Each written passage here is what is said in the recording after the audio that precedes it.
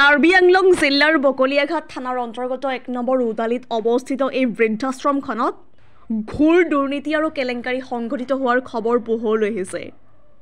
দুৰ্নীতি আৰু কেলেংকাৰীৰে ভৰা এই আশ্ৰমখনত বছৰটোত মাত্ৰ ৩ পৰা ৪ মাহলৈকে খোলা থাকে। এয়া আমি কোৱা কথা নহয়। এই আশ্ৰমখনৰে এগৰাকী কৰ্মচাৰীয়ে গুৰুতৰ অভিযোগ উত্থাপন কৰিছে। প্ৰাপ্ত খবৰ মতে নগাঁৱৰ তাফাজুল আলী আৰু ইকৰাম আলীৰ নেতৃত্বত চলি থকা আশ্ৰমখনত বৃদ্ধসকল আচলতে এজন ব্যক্তিৰ বাহিৰে আন সকলোবোৰ ১ নম্বৰ উদলি আৰু সগলাকটা গাঁৱৰ, যিসকলক মাতি আনি প্ৰতিদিনে ১০০ টকাকৈ মাননি দি আশ্ৰমত ৰখোৱা হয়।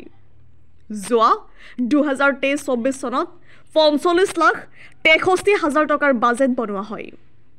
উল্লেখ্য যে অটল ভয় অভিয়োদয় যোজনা আঁচনিৰ নামত আবণ্টন হোৱাৰ পাছত অৰ্থাৎ দিল্লীৰ পৰা বিষয়া উপস্থিত হৈ পৰিদৰ্শন কৰি বিভাগীয় কাম সমাপ্ত হোৱাৰ পাছতেই বছৰটোৰ বাবে উক্ত আশ্ৰমখন বন্ধ কৰি দিয়া হয়। এতিয়া এনে দুৰ্নীতিৰ সন্দৰ্ভত বিভাগীয় কৰ্তৃপক্ষ আৰু চৰকাৰে কি ব্যৱস্থা গ্ৰহণ কৰে এয়া সময়ত লক্ষণীয় হ'ব। সেয়া এক ডাঙৰ প্ৰশ্ন উদয় হৈছে সাধাৰণ ৰাইজৰ মাজত। News desk report JNKD news. কি ক'ব এই বৃদ্ধাশ্ৰমখন বহুত মাহত দেখিছোঁ কোনো অহাই নাই আজি কমেও এতিয়াতো ইংৰাজী মাহতে গৈছে, আমিতো ইংৰাজী মাহ নাজানোৱে, অসমীয়া মাহতে কথা কৈছে। ৪-৫ মাহ হ'ল মানুহ নায়েই, খালি ঘৰৰ মালিকৰ ল'ৰা এটাই আছে আৰু বুঢ়া এজন আছিলে, তেখেতো গুচি গ'ল নবৌহঁতে। আকৌ এইপিনে বোৱাৰীয়েকে, জীয়েকে আৰু বোৱাৰীয়েকে সি লৈ গ'লহি। সেইটো জানো এতিয়া বন্ধ বুলি চবেইতো সুধিবই আমাক, ওচৰত আছোঁ যেতিয়া ক'বই লাগিব সঁচা কথা। যিহেতু আহাই নাই, মই ক'লে 4-5 মাহ হ'ল আহাই নাই অহা। মানুহ আছে, বুঢ়া এজন আছিলে, আজি 3 মাহমান হ'ল নেকি, তেওঁ গুচি গ'লগৈ। বৰটো মানে ধৰক অসুবিধা হয়, বিৰেণ বুলি কয়, তাতে ভাত চাত খায়, খুজিবলৈও যায় কেতিয়াবা। কোৱা শুনো আৰু বুঢ়া আশ্ৰমত থকা বুঢ়াজনে ভিক্ষা কৰিও আহে, এনেকৈ শুনো। এতিয়া বুঢ়া মানুহ ক'ত যায় আমিতো চাই নাথাকোঁ দিয়াচোন, তেনেকৈ জানো আৰু। আপোনালোকে ১০০ টকাকৈ বিচাৰে নেকি? নাই, বিচৰা নাই। বিচৰা নাই, নিজে দিম কৈছে। কেতিয়ালৈকে দিম কৈছে? মাহে মাহে দিম। মাহে মাহে দিম কৈছে। কিমান দিন কাৰণে দিম বুলি কৈছে? মাহে মাহে দিম কৈছে আৰু ১০০কে দিম কৈছে, তেওঁলোকে কৈছে। আমাৰ অইনে কোনো কোৱা নাছে। কোৱা নাই। আপোনাৰ শুভ নামটো? মোৰ নামটো কাৰ্তিক শইকীয়া। ঘৰ এই উদালি ওচৰতে। মাতাৰ কাৰণে আহিছে আৰু। ব্ৰেনে দি থাকে আপোনাক খাবলৈ, সেইটো আপোনাক কোনো বনাই নিদিয়ে? কোনেও বনাই নিদিয়ে।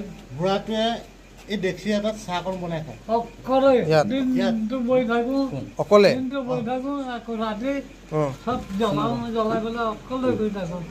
ইয়াত কোনো মানুহ নাথাকে খাবলৈ? আপোনাক একো নিদিছিলে ইয়াত?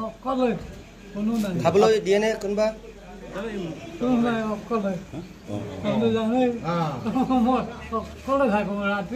অকলে থাকে, দিনটো অকলে থাকে, ৰাতিও অকলে থাকে। আৰু বিৰিয়ানী খাব দিয়ে, যি খাবলৈ দিয়ে বিৰিয়ানী কেইটামান খাবলৈ দিয়ে। কেৰাহী আছে, কেৰাহীতে চাহ বনাইছোঁ, খাম ৰাতি পাই চাহ বনাই থাকে অকলে অকলে অকলে। অলপ বিচাৰি যায় চাউল পাতি দোকানে দোকানে, টকা পইচা চাউল নাই একো নাই, কোনে খাব? দোকানত খুজিব যায়। এইখন বন্ধ হৈ আছে আজি এবছৰেই হ'ল। এইখন বৃদ্ধাশ্ৰম যেতিয়া অফিচাৰখিনি আহে তেতিয়াহে মানে মালিকীজনে ফোনাফোনি কৰে আৰু মানুহখিনি গোট খুৱায়।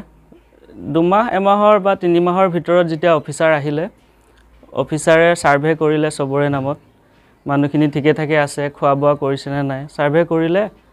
কৰি পেলাই আমাৰ এষ্টিমেটটো 1 বছৰৰ কাৰণে বাজেটটো বনাই বিল পাছ কৰি দিলে আৰু গ'লগৈ। আৰু মানুহকেইজন তাৰপিছত 1 সপ্তাহমান থাকে আৰু 1 সপ্তাহ এনেকৈ থাকি পেলাই চবকে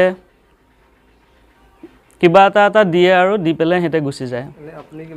মই ছুপাৰিণ্টেণ্ডেণ্ট হয় এই আশ্ৰমখনৰ। ইয়াত মোৰ এনেই সিহঁতে লিষ্টটো বনাই যেনিবা তোমাৰ 12,500 টকা আৰু দিয়ে। প্ৰথম মই 2 বছৰ কৰিছিলোঁ, সেই বেলেগ এটা জেগাত আছিলে এই আশ্ৰমটো, তাত আছিলে মোক 4,000কৈ দিছিলে, 2 মাহ দিছিলে 4,000কৈ। তাৰপিছত এতিয়া ইয়াত আহিলোঁ, ইয়াত 1 বছৰ ছাৰ্ভে কৰিলে, তাত দিলে মোক 5,000 টকা এটা দিলে। তাৰপিছত আৰু বৰ্তমান এতিয়া বন্ধ হৈ আছে, বন্ধ হৈ থাকিলে মোৰ চেলাৰী নাহে বুলি ক'লে, নাপায় বুলি কৈছে। এনেই আপোনাৰ নিয়মত কিমান পাব লাগে? নিয়মত 1 মাহত 12,500কৈ বনাই সিহঁতে বিলটো, আৰু 1 বছৰৰ কাৰণে পাব লাগে, কিন্তু সেইটো দিয়া নাই বা নিদিয়ে সিহঁতে।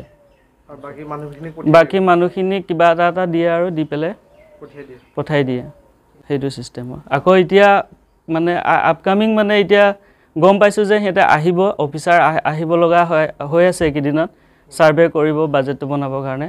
ফোনাফোনি কৰিছে মানুহবিলাকক সিহঁতে আহিম বুলি, আৰু আহিব চাগে এই 2 এদিনৰ ভিতৰত। যেতিয়া আহিব আপোনালোকে আহিব, তেতিয়া লাইভ ভিডিঅ' বনালে আপোনালোকে গম পাব। যিহেতু এইটো এটা দুৰ্নীতি বুলি এতিয়া আপুনি বুজি উঠিছে, এইটো ক্ষেত্ৰত কি ক'ব? মই জনাত এতিয়া দুৰ্নীতি সম্পূৰ্ণভাৱে দুৰ্নীতিয়ে হৈ আছে। আমি হৈছোঁ গাঁৱলীয়া মানুহ, যিহেতু আমি কৈছে যেতিয়া আমি বোলো এনেই বেকাৰ থকাতকৈ আহি পেলাই 2 এটকা পালে আমাৰ ঘৰখন চলিব, সেইটো ভাবি পেলাই আহিলোঁ। আহি পেলাই ইয়াত দুৰ্নীতিৰ লগত লিপ্ত হৈছোঁ, নিজে এতিয়া হেৰি হৈছে, মনটো মানে অলপ খেলিমেলি হৈছে। গতিকে মই ভাবিছোঁ যে এইবাৰ মই নকৰোঁ, এইবাৰৰ পৰা আৰু মই ইয়াত কাম নকৰোঁ।